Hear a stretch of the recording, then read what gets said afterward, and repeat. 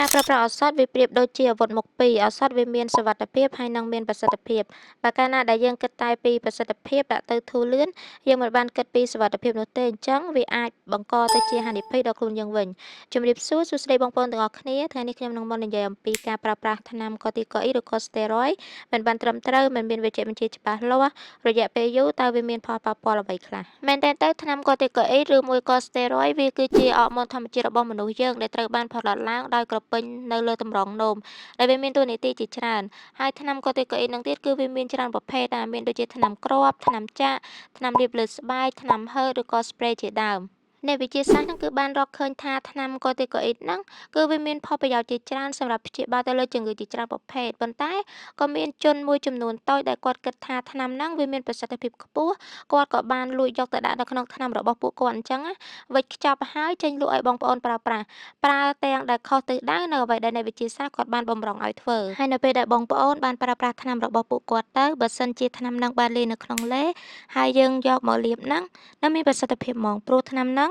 នៅពេលដែលវាបានប៉ះនៅលើស្បែករបស់យើងគឺវាធ្វើឲ្យស្បែករបស់យើងនឹងស្ដើងហើយបើសិនជាមានការរលាកក្រហមអីហ្នឹងគឺលាបទៅដឹងតែបាត់រលាកភ្លាមហើយមួយទៀតបើសិនជាបងប្អូនមានមុខមុនឬក៏មុខឡើងក្រហមរលាកអីអញ្ចឹងលាបពពួកស្តេរ៉ុយហ្នឹងទៅដឹងតែមួយថ្ងៃអីបាត់ហ្មងហើយស្អែកឡើងស្អាតចេះតែម្ដងហើយបើសិនជាស្បែករបស់បងប្អូនរាងស្អាប់ពេលលាបទៅស្បែករបស់យើងនឹងប្រែជាភ្លឺភ្លាមហ្មងហើយមួយទៀតបើសិនជាបងប្អូនមានអាការៈឡាតល្ហៃអស់កម្លាំងមិនមានកម្លាំងកំហែងឈឺសន្លាក់ឈឺឆ្អឹងឆ្អែងអីហ្នឹងលេបថ្នាំហ្នឹងទៅដឹងតែបាយបានឆ្ងាញ់មានកម្លាំងបាត់ឈឺឆ្អឹងឆ្អែងតែម្ដងតែអ្វីដែលគួរឲ្យបារម្ភហ្នឹងនៅពេលដែលយើងប្រើប្រាស់ថ្នាំហ្នឹងរយៈពេលយូរវែងផលប៉ះពាល់របស់វាគឺវាពិតជាគ្រោះថ្នាក់ហើយនឹងធ្ងន់ធ្ងរមែនទែនអាចឈានទៅដល់អាយុជីវិតក៏ថាបានឧទាហរណ៍ដូចជាយើងប្រើនៅលើស្បែកអញ្ចឹងឥទ្ធិពលរបស់វាគឺវាធ្វើឲ្យស្បែករបស់យើងនឹងស្ដើងវាឆាប់ឲ្យយើងទទួលបានផលលឿននៅពេលដែលយើងប្រើដំបូងប៉ុន្តែយូរទៅនឹងធ្វើឲ្យស្បែករបស់យើងនឹងឡើងស្ដើង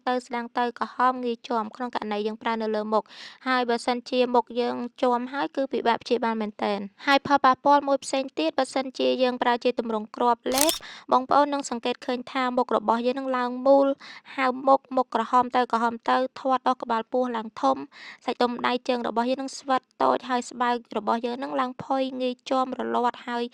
យទាំងអស់ហ្នឹងគឺជារោគសញ្ញាដែលគេហៅថា Cushing syndrome ដោយសារតែអរម៉ូនកូទីកូអ៊ីដហ្នឹងនៅក្នុងខ្លួនរបស់យើងវាឡើងខ្ពស់ពេកហើយចំណុចពិសេសមួយទៀតនៅពេលដែលបងប្អូនប្រើប្រាស់ថ្នាំកូទីកូអ៊ីដនឹងយូរពេកគឺវាធ្វើឲ្យខ្លួនរបស់យើងនឹងខ្ជិលផលិតអរម៉ូននឹងចេញមកដោយសារតែវាគិតថាទោះបីជាវាមិនបានផលិតក៏នៅតែមានអរម៉ូននឹងអញ្ចឹងណាដែលជាហេតុធ្វើឲ្យបងប្អូននឹងទៅជាញៀនថ្នាំនឹងតែម្ដងបើសិនជាបងប្អូនចង់ផ្ដាច់ថ្នាំហ្នឹងក៏ផ្ដាច់មិនកើតដែរពិបាកផ្ដាច់អញ្ចឹងណាដោយសារតែនៅពេលដែលយើងផ្ដាច់ទៅគឺវាធ្វើឲ្យយើងនឹងអស់កម្លាំងលហិតល្ហៃលេះឡាស់ទ្រាំលេងបានអញ្ចឹងយើងត្រូវតែរកថ្នាំនឹងលេបដដែលហើយឥទ្ធិពលផ្សេងទៀតរបស់ថ្នាំកូទីកូអ៊ីដហ្នឹងនៅពេលណាដែលបងប្អូនយើងប្រើប្រាស់ថ្នាំហ្នឹងយូរពេកយូរឆ្នាំយូរខែទៅបងប្អូននឹងសង្កេតឃើញថាបងប្អូននឹងមានអាការៈឃ្លានទទួលទានហូបឆ្ងាញ់ទទួលទានបានជាហេតុធ្វើឲ្យជាតិស្កររបស់យើងនឹងកើនឡើងខ្ពស់ហើយវាធ្វើឲ្យបងប្អូននឹងប្រឈមទៅនឹងកើតជំងឺទឹកនោមផ្អែមហើយក៏វាមានបញ្ហាពុកឆ្អឹងផងដែរដោយសារតែថ្នាំប្រភេទកូទីកូអ៊ីដឬក៏ស្តេរ៉ុយហ្នឹងនៅពេលដែលយើងប្រើប្រាស់រយៈពេលយូរគឺវាអាចធ្វើឲ្យកំហាប់ឆ្អឹងរបស់បងប្អូននឹងថយចុះពេលនោះបងប្អូននឹងប្រឈមមុខទៅនឹងការបាក់ឆ្អឹងខ្នងបាក់ឆ្អឹងតាគៀកតែម្ដងហើយផលប៉ះពាល់មួយផ្សេងទៀតនៃការប្រើប្រាស់ថ្នាំកូទីកូអ៊ីដហ្នឹងនៅក្នុងកម្រិតមួយខ្ពស់គឺវាធ្វើឲ្យយើងចាល់ជាតិទឹកឬក៏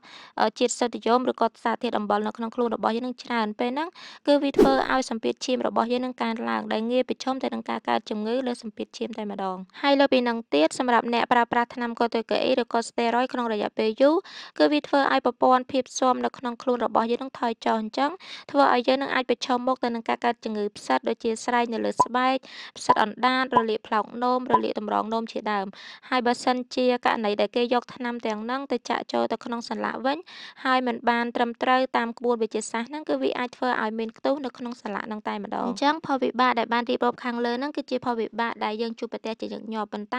លើសពីហ្នឹងទៅទៀតក៏អាចមានផលវិបាកមួយចំនួនទៀតផងដែរនៅក្នុងករណីដែលយើងប្រើប្រាស់ថ្នាំហ្នឹងមិនបានត្រឹមត្រូវឧទាហរណ៍ដូចជារលាកកាពះដំបៅកាពះជាដើមអញ្ចឹងសរុបជារួមមកដោយដែលយើងបានដឹងស្រាប់ហើយថាថ្នាំគឺជាអាវុធមុខពីរហេតុដូចនេះយើងគួរតែគប្បីប្រឹក្សាជាមួយនឹងគ្រូពេទ្យឲ្យបានត្រឹមត្រូវមុនទទួលទានថ្នាំប្រភេទកូទីកូអ៊ីដឬក៏ស្តេរ៉ុយដោយពិសានៅក្នុងកម្រិតដ៏ត្រឹមត្រូវរយៈពេលត្រឹមត្រូវហើយជៀសវាងទទួលទានថ្នាំដែលគ្មានប្រភពស្លាកសញ្ញាច្បាស់លាស់ ដើម្បីឲ្យបាយបានបើបាត់ការឈឺចុកចាប់ឆ្អឹងឆ្អែងតាមការឃោសនារបស់អ្នកលក់ឬក៏ជនខិលខូចមួយចំនួនតូច ហើយបើសិនណាដែលបងប្អូនបានកំពុងនឹងប្រើប្រាស់ថ្នាំប្រភេទហ្នឹងហើយលេចចេញនៅរោគសញ្ញាដែលបានរៀបរាប់ខាងលើសូមប្រញាប់ទៅជួបនឹងគ្រូពេទ្យជំនាញឲ្យពួកគាត់បានធ្វើការពិនិត្យត្រឹមត្រូវដើម្បីជៀសវាងនូវផលវិបាកទាំងអស់ហ្នឹងវីដេអូនេះក៏ឈានមកដល់ទីបញ្ចប់ផងដែរសង្ឃឹមថាបន្ទាប់ពីបងប្អូនបានមើលវីដេអូនេះហើយបងប្អូននឹងទទួលបានចំណេះដឹងថ្មីៗបន្ថែមទៀតហើយនឹងបង្កើននៅក្នុងការប្រុងប្រយ័ត្នខ្ពស់ជាងមុននឹងប្រើប្រាស់ថ្នាំដោយខ្លួនឯង ហើយបើសិនជាបងប្អូនមានជាចម្ងល់ឬក៏សំណួរបងប្អូនអាច comment សួរបាននៅក្រោមវីដេអូនេះអរគុណជម្រាបលាជួបគ្នានៅក្នុងឱកាសក្រោយទៀត